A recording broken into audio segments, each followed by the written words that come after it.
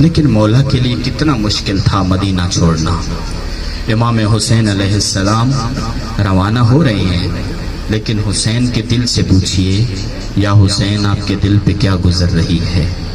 بڑا مشکل تھا نانا کے شہر کو چھوڑنا، بڑا مشکل تھا نانا کی قبر کو الوداع کہنا، بڑا مشکل تھا ماں زہرا کی قبر سے وداع ہو کر کربلا نکلنا۔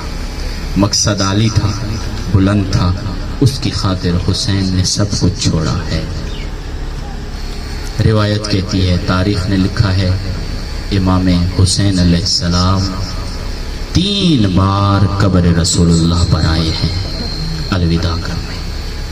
مومنین، سننا آسان ہے، پڑھنا آسان ہے، لیکن حسین کے دل سے پوچھئے، مولا ایک شب میں 3 بار حسین اپنے نانا کو الوداع کہہ، 3 بار قبر پر آئے، وداع کیا۔ تاریخ نے لکھا ہے کہ نانا کی قبر کو وداع کرنے کے بعد حسین اس قبر پہ آئے جس کا نام و نشان نہیں تھا، اس قبر پر آئے جس ذات نے، جس ہستی نے وصیت کی تھی، یا علی مجھے اکیلے دفنانا، میری قبر کا نشان مٹا دینا۔ حسین اس قبر پر آ چکے ہیں، اور آ کر اس قبر سے نہ جانے کس طرح گریہ و زاری کے ساتھ حسین نے وداع کیا ہوگا، کس طریقے سے مولا اس قبر کو وداع کیا ہوگا۔ ایک وقت تھا کہ جب حسین نے ماں کو وداع کیا تھا، اب وہ وقت ہے قبر میں زہرا ہے، بیٹے کو وداع کر رہی ہے۔ ایک اوپر قبر کے گریہ کا منظر ہے، نہ جانے قبر کے اندر کیسا منظر ہوگا۔ زہرا کتنی پریشان ہوگی، کتنی خستہ حال ہوگی، میرا بیٹا کربلا جا رہا ہے۔ ظالموں کے نرغے میں آ کر حسین پر مصیبتوں کے پہاڑ ڈھائے جائیں گے۔ ایک یہ منظر ہے، تاریخ نے لکھا ہے، حسین نے اپنے آپ کو قبر پر گرا دیا، گرا کر اپنی بھائی پھیلا کر حسین نے ماں زہرا کی قبر کے اوپر گریہ زاری کی، آہو بکا کی۔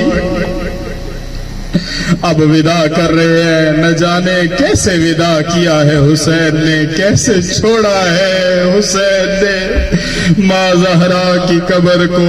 اب مولا نانا کو وداع کرتے ہیں، ماں زہرا کو وداع کرتے ہیں۔ وداع کرنے کے بعد اب جانے کی تیاری ہوتی ہے، مختصر مصائب ہے، اب جانے کی تیاری ہو رہی ہے۔ اب وقت آ گیا ہے، محمل تیار کر لیے گئے ہیں، اہل بیت کے جوان باہر موجود ہیں۔ راوی نے عجیب روایت لکھی ہے، کہتا ہے میں نے دیکھا مدینہ سے ایک قافلہ روانہ ہو رہا ہے، خوبصورت چاند جیسے چہرے چمکتے جوانوں کے کھڑے ہیں، محمل تیار ہیں۔ میں دیکھ رہا ہوں اب بیبیاں ایک ایک کر کے آ رہی ہے، یہ جوان ان کو محملوں کے اوپر سوار کر رہے ہیں۔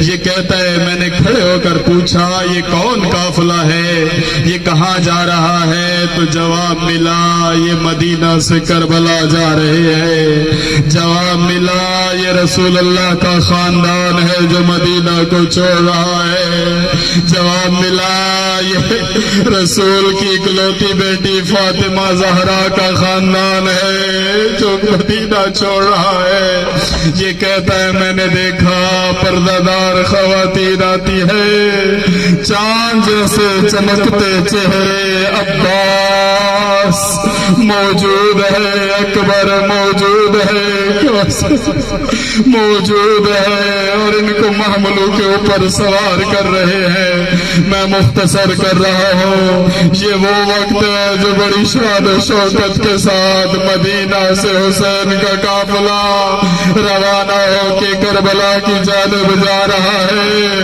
آئے عزاداران حسینی، کتنا آسان ہے سننا اور پڑھنا۔ لیکن حسین کے قلب مطار سے پوچھئے حسین پر کیا گزری.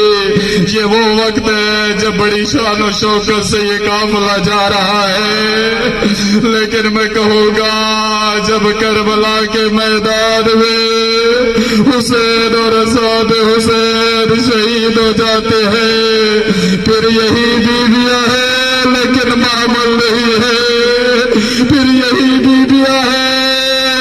ابھی جواب والے بزرگوں میں کہوں گا یہ وہ بیویاں تھی جو بڑی شان کے ساتھ محمل میں بیٹھی، لیکن 11 محرم عجیب روایت بیان ہوئی ہے. میں کہوں گا اگر ایک رسی میں ایک بیوی کو باندھا جاتا آسان ہوتا، اگر ایک رسی میں ایک بچے کو باندھا جاتا آسان ہوتا. ارے آزادار حسینی وہ 11 محرم ہے. مولا سجاد فرماتے ہیں ایک رسی ہے 10 بیویاں ہیں، ایک طرف سے زینب باندھا، ایک طرف سے سجاد کو باندھا، درمیان میں بیویوں کو باندھا، درمیان میں بچوں کو باندھا. ارے یہ وہ قافلہ تھا جو بڑی شان و شوکت سے مدینہ سے نکلا، لیکن 11 محرم کو اتنی مصیبت کے ساتھ یہ قافلہ. پھر اتنا نہیں، ذرا کوفہ کے منظر دیکھو، ذرا کوفہ کا منظر دیکھو، ذرا شام کا منظر دیکھو، کتنی شان و شوکت سے قافلہ نکلا. اور جب قافلہ کوفہ و شام پہنچا، شرابیوں کا مجمع ہے، زانیوں کا مجمع ہے، بازاروں کو سجایا گیا. وہاں پر بغیر چادر کے زینب، بغیر چادر کے بیبیاں. اب اتنی بڑی مصیبت، لیکن زینب وہ ہستی ہے جس نے حسین کی کربلا کو بچانا تھا. سر پہ چادر نہیں لیکن زینب خطبے دے رہی ہے، بیویوں کے سر پہ چادر نہیں لیکن زینب حسین کی کربلا کو بچا رہی ہے. میں آخری جملے کہوں گا مصائب کے. اب جب یہ قافلہ دوبارہ مدینہ لوٹا تو اکبر نہیں ہے، قاسم نہیں ہے، اصغر نہیں ہے، کوئی جوان نہیں ہے. کتنی شان و شوکت سے روانہ کیا، لیکن جب بیوی آئی کوئی موجود نہیں ہے، ویسا محمل نہیں. اور حسین کو بھی شہید کرا کے بیوی پلٹ آئی ہے. حسین کربلا میں تنہا ظلم و ستم کے ساتھ شہید کر گیا. الا لعنت اللہ علی قوم الظالمین.